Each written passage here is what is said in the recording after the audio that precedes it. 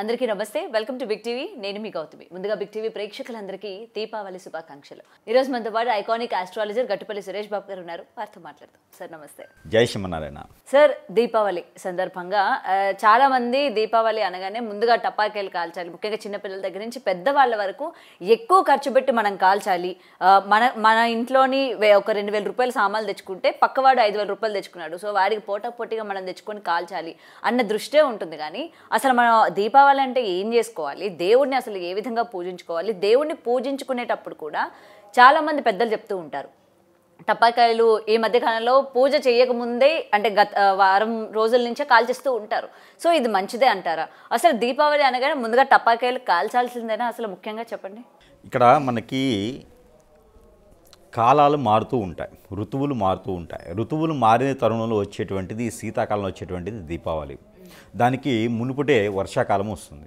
వర్షాకాలంలో వర్షాలు పడిన తర్వాత అందరిలోనూ ఒక రకమైనటువంటి రోగాలు వస్తాయి వైరస్లు వస్తాయి జబ్బులు వస్తూ ఉంటాయి అంటే కామన్గా జ్వరం రావడం కానీ కోల్డ్ రావడం కానీ ఇలాంటివి వస్తూ ఉంటాయి బాడీలో ఇమ్యూనిటీ అనేది పడిపోతూ ఉంటుంది కొత్త నీరు వస్తూ ఉంటుంది ఓకేనా ఆ తర్వాత శీతాకాలం ఆరంభమవుతుంది కార్తీక మాసం శీతాకాలం ఆరంభమవుతుంది అక్కడ ఆరంభమైనప్పుడు ఈ దీపావళి అనే ఒక పర్వదినం అనేది పోస్తుండిద్ది ఈ దీపావళి పర్వదినాన ఏదైనా అమ్మవారికి పూజించుకుంటే మంచిదని చెప్పేసి పూజిస్తారు అందులోనూ లక్ష్మీమాతకు పూజించే అమావాస్య ఉంది కాబట్టి లక్ష్మీమాతకు పూజించేటువంటి ఆచారం అయితే ఉంటుంది కానీ దీపావళి చేసేటువంటి పద్ధతి అయితే అది కాకపోతే మనకి ఎవరైతే నరకాసుడు మరణించిన తర్వాత వచ్చేటువంటి దీపావళి కాబట్టి చెడుని తీసేసి మంచిని పెంచాలి అనే ఉద్దేశంలో సదుద్దేశంలో మన వీధిలో ఒక గూండానో రౌడియో ఉండి మనకి టార్చర్ చేసే వ్యక్తి ఉన్నాడు అనుకోండి ఆయనకి శిక్ష పడితే మనం ఎలా హ్యాపీ ఫీల్ అవుతాం అదేవిధంగా నరకాసుడు అనే ఒక రాక్షసుడు సంహారణ తర్వాత మన అందరిలో జీవితాల్లో వెలుగు నింపాలి అని చెప్పేసి వారి వారి కులదైవానికి ఇష్టదైవానికి ప్రాంతీయ ఆచార ప్రకారంగా ఇంటి ఆచార ప్రకారంగా కొలుచుకునేటువంటి ఆచారమే దీపావళి అయితే మనలో ఆత్మ సంతృప్తిగా వెలుగు నింపాలి అనే ఒక సదుద్దేశంతో ఈ దీపారాజన అన్ని రకాల ఆయిల్స్తో దీపారాజన చేయడం లాంటి పెట్రోల్ డీజిల్ కాదు అప్పుడు నువ్వుల నూనె కావచ్చు మస్టర్డ్ ఆయిల్ కావచ్చు కొబ్బరి నూనె కావచ్చు ఇలాంటి వాటిల్లో ఆవు నెయ్యి ఇలాంటి వాటిల్లో దీపారాజన చేయడం ద్వారా మనలో ఉన్నటువంటి కామక్రోధాలన్నీ కూడా పోయి మనలో ఉన్నటువంటి చెడు క్రియలు ఏమైనా ఉంటే కూడా ఆ నెగిటివిటీ వైరస్లు ఏమైనా ఉంటే కూడా పోయటానికి ఆ దీపారాజన వెలిగించేదానికి ఆస్కారం ఉంటుంది మరోటి అమ్మవార్లందరూ కూడా మనకి దీవెనించాలని కొంచెం ఆరాధన చేసుకొని మన పిల్లలు భర్త భార్య కుటుంబం అందరూ బాగుండాలి అనే ఒక దాంట్లో దీపం మనకి అరటి తోరణంలో అరటి అంటే చాలా పవిత్రమైనది అరటి తోరణంలో దీపారాజన వదిలేదానికి సముద్రం నది స్నానాలు చేసేదానికి ఆస్కారం ఉంటుంది ఈ సముద్రం నది కాలువ స్నానాలు చేయడానికి కూడా ప్రత్యేకత ఏంటంటే కనుక కొత్త నీరు వస్తుంది కొత్త నీరు వచ్చినప్పుడు మనలో కూడా కొత్త జోషు వరవడి రావాలి అని చెప్పేసి సముద్ర నది స్నానాలు చేసేటువంటి ఆచారం అయితే అప్పటి నుంచి మనకి ఏర్పడి ఉంది ఈ దీపావళి అనేది ఒక మతానికో ఒక కులానికో ఒక దేవునికో సంబంధించింది కాదు ఇది ఆహ్లాదకరంగా ప్రకృతి పండగ అంటారు దీన్ని దీపావళి అనేది ప్రకృతి పండగ ఇది మన ఆచారం రెండోది వచ్చేసి దీపావళికి ఏ అమ్మవారిని కొలవపోయినా పర్వాలా ఏ స్వామివారిని కొలవపోయినా పర్వాలేదు ఏ మతానికి వాళ్ళకి దేహాన్ని జెండాలు పట్టుకునే అవసరం లేదు దీపావళికి ప్రత్యేకించి ఇంటి ఆడపిల్లలు ఇంట్లో పుట్టినటువంటి కానీ సోదరి భావంతో ఉన్నటువంటి ఆడపిల్లల్ని ఇంటికి ఆహ్వానించి వారికి ప్రేమ పూర్తిగా అభిమానం పూర్తిగా వారికి సారె పెట్టేసి మనస్ఫూర్తిగా వారికి భోజనం వడ్డిస్తే కనుక వారిచ్చేటువంటి దీవెనలు వీరికి కుటుంబం 7 తరాల పాటు కూడా బాగుంటుంది అదే సోదరి వరుస అయిన వాళ్ళైనా కూడా పర్వాలేదు ఎవరికైనా పర్వాలేదు సోదరి వరుస భావంతో ఉన్న వారిని ఇంటికి పిలిచి వారి యొక్క బాగోగులు తెలుసుకొని వారికి కావాల్సినటువంటి సామాగ్రి కావచ్చు వారి ప్రేమ పూర్తి మన ప్రేమ పూర్తిగా అభిమానం పూర్తిగా వారికి ఏదైనా సమర్పించుకుంటే కనుక వారు మనకి ఆ ప్రేమానురాగంతో దీవెనలు ఇస్తారు ఆ దీవెనలే వీళ్ళకి కొండంత అండ వీరికి ఉండాల్సిన గండాలు పోతాయి ఆర్థిక సమస్యలు పోతాయి నవగ్రహాల దోషాలు పోతాయి హార్మోన్ ఇన్బ్యాలెన్స్ పోతుంది రోగాలు నొప్పులు అన్ని రకాల ఇబ్బందులు కూడా పటాపంచలేకపోతాయి ఈ దీపావళికి కనుక దీపావళి తర్వాత వచ్చేటువంటి రెండో రోజున విధియ అని అంటారు అనమాట అక్కడ విధియ భోజనాలు అని ఉంటాయి అన్నా చెల్లెలు చేసుకునేటువంటి విధియ భోజనాలు ఉంటాయి ఆ రోజున ఈ చెల్లెలకు కానీ అక్కకి కానీ చేసినటువంటి విధానంకి అదే 1,00,000 కోటి దేవతలకి పూజ చేసినటువంటి పుణ్యఫలం అయితే ఖచ్చితంగా వస్తుంది శత్రువుగా భావించేటువంటి అక్కా చెల్లెలను కూడా పిలిచి వారి యొక్క దీవెనలు అందుకోవడం వలన వీరు కలకాలం కూడా వర్ధిల్లుతారు ఇది చేసుకోవాల్సినటువంటి దీపావళి పండగ ఇకపోతే ఈ ఉమ్మడి కుటుంబంగా ఎక్కడెక్కడో ఉండేటువంటి పిల్లలు పెద్దలు చిన్న చిన్న కుటుంబాలు వేసి ఈ రోజు ఉన్నటువంటి జీవనశైలి ప్రకారంగా చిన్న చిన్న ఫ్యామిలీ ఎక్కడెక్కడో బతుకుతున్నారు. వారందరూ కూడా ఉమ్మడి కుటుంబం ఒక దగ్గర చేర్చి వారి యొక్క బాగోగులు తెలుసుకొని వారి యొక్క సంపద ఏంటి, ఆలోచన ఏంటి, ఎలా చేస్తున్నారు, ఎలా ఉన్నారు ఇవన్నీ తెలుసుకునే దానికి విధియ భోజనాలను ఉంటాయి. అంటే మనకి ఉసిరి చెట్ల కింద వాటి కింద పెడతారన్నమాట. ఈ వనభోజనాలను పెడతారు. ఈ వనభోజనాల దగ్గర పాల్గొనడం ఇవన్నీ కూడా ఏంటంటే ఆ దేవతానుక అనుగ్రహము మనకి చెడు తొలగి మంచి వచ్చేదానికి ఒక ఆశ ఉండేదానికి మనకంటూ ఒక నలుగురు ఉన్నారు అనే భావన తెలియజేసేదే ఈ యొక్క దీపావళి పండగ. మరొకటి టపాసులు అనేది ఈ మధ్య కాలంలో ఏదైతే వైరల్ అయిపోతుంది, దీపావళి అంటే టపాసులు కాల్చాలి అవి మొన్నటి వరకు ఏంటంటే లక్ష్మీ పటాసులోనో అటాసులోనో వచ్చాయి. ఈ మధ్యన 500 వాళ్ళ 1000 వాళ్ళ ఎన్ని వంకాయ బాంబులు అంటారు, ఇంకా డిఫరెంట్ అన్ని రకాలు కూడా ఇవాళ. ఇది కేవలము ఒక స్వీట్ షాప్ లో ఒక 4 రకాలే ఉంటే ఎక్కువ మంది రారు. అదే 4-5 రకాలుగా ఒక 50-60 రకాలు ఉంటే పెద్ద స్వీట్ షాప్ అవుతుంది. అలానే ఈ టపాసుల్లో కూడా వెరైటీ ఐటమ్స్ వచ్చి దాని తగ్గట్టు రేట్లు ఉంటాయి. ఈ టపాసులు పేల్చేదానికి దీపావళి పండగకి సంబంధం లేదండి.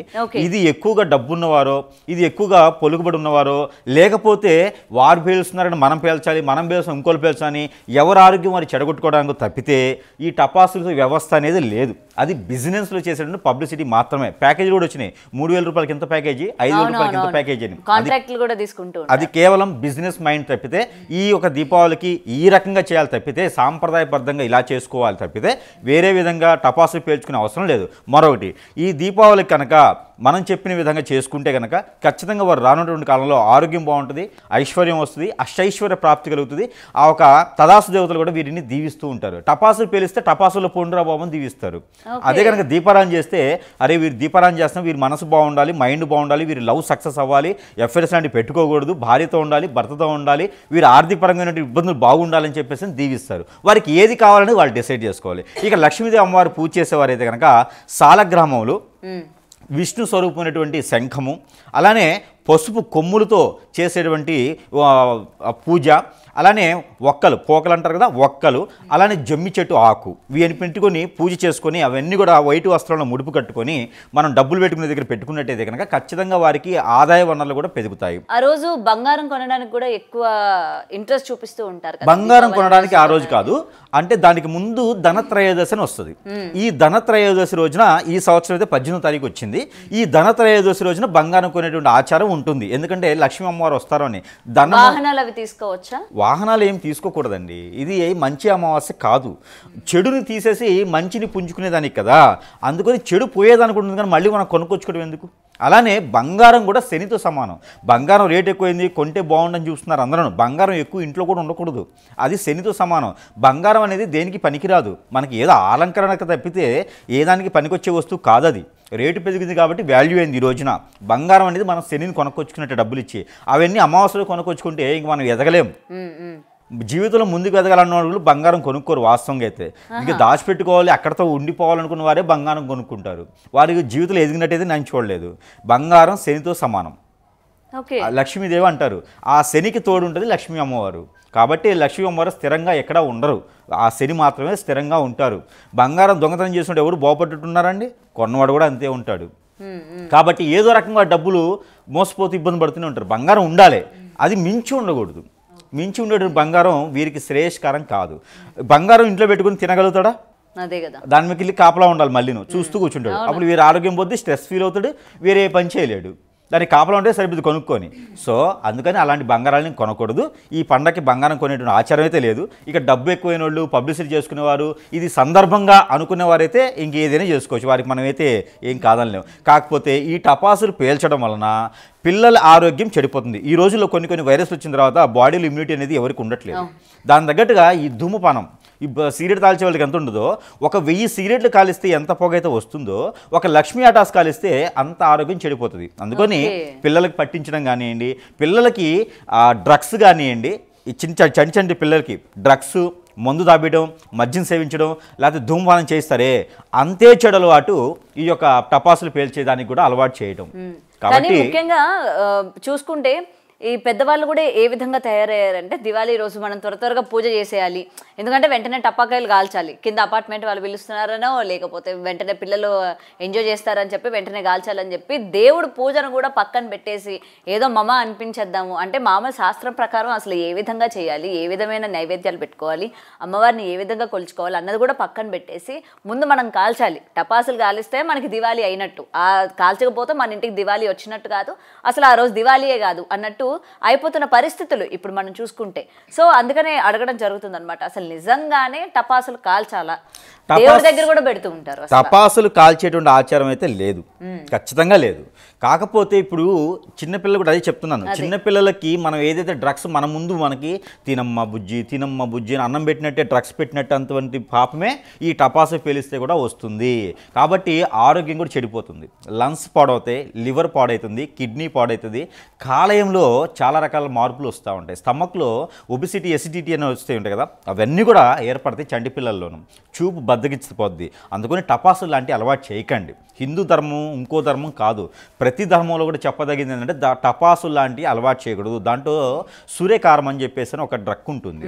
ఆ సూర్యకారం అనేది ఆ పొగని మనం పీల్చుకుంటే 1000 సిగరెట్ల పొగ మనం ఎన్నిసార్లు ఒకసారి పీల్చుకున్నట్టు అంత పాపం వస్తుంది. దానివల్ల ఆరోగ్యం చెడిపోతుంది, పిల్లలు పుట్టరు రేపటి రోజున, చాలా రకమైనటువంటి సమస్యలు ఏర్పడతాయి. దానివలన ఈ టపాసులు పేల్చడం అనేది అనారోగ్యకం, ఇది చేయకూడదు. దీపారాజన చేయాలి, పిల్లలకైనా పెద్దలకైనా అలవాటు చేయాలి. ఉప్పు దీపం పెట్టాలి, మట్టి దీపం పెట్టాలి, పిండి దీపం పెట్టుకోవచ్చు, ఏదైనా సరే ప్రమిద ఏర్పడిన తర్వాత ఉసిరి దీపం పెట్టుకోవచ్చు, నిమ్మ దీపం పెట్టుకోవచ్చు.